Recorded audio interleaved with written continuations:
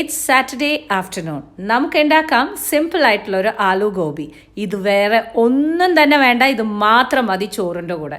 കുറച്ച് എണ്ണ ഒഴിക്കുക, നല്ലോണം സവാള ഇടുക. ഇതിലേക്ക് 1/2 സ്പൂണ് മഞ്ഞൾപ്പൊടി, 2 സ്പൂണ് മല്ലിപ്പൊടി, ഒരു വലിയ സ്പൂണിന് 1 സ്പൂണ് കാശ്മീരി ചില്ലി, ഇതെല്ലാം കൂടിയിട്ട് ഉപ്പും കൂടിയിട്ട് പച്ചമണം പോകുന്ന വരയ്ക്കും നല്ലോണം ആ സവോള വഴറ്റി കൊടുക്കുക.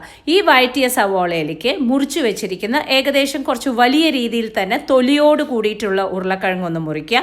പിന്നെ നമ്മുടെ കോളിഫ്ലവറും മുറിച്ച് വയ്ക്കുക. അതിനെ കഴുകി വൃത്തിയാക്കിയിട്ട് അതിലേക്ക് ഇട്ട് കൊടുക്കുക. ഈ മസാലയിലേക്ക് നല്ല പോലെ ഇത് രണ്ടും ഉരുളക്കിഴങ്ങും കോളിഫ്ലവറും പിടിക്കുന്ന പോലെ ആക്കി കൊടുക്കുക.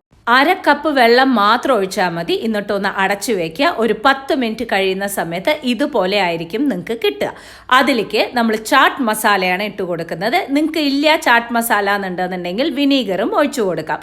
ഇത് നല്ല പോലെ ഒന്ന് ഇളക്കിയിട്ട്, ആ ചാട്ട് മസാലയാണ് കേട്ടോ ഇതിൻ്റെ ഹൈലൈറ്റ്. ഇതെല്ലാം കൂടി ഇളക്കി ഒരു ഡ്രൈ സബ്ജി ആയിട്ടുള്ള രീതിയിൽ എടുക്കുക. വെറും ചോറും ഈ ഒരു ആലു ഗോപിയും കൂട്ടിയിട്ട് ഇങ്ങനെ പെരട്ടി ഉണ്ണാനുണ്ടല്ലോ, സൂപ്പർ.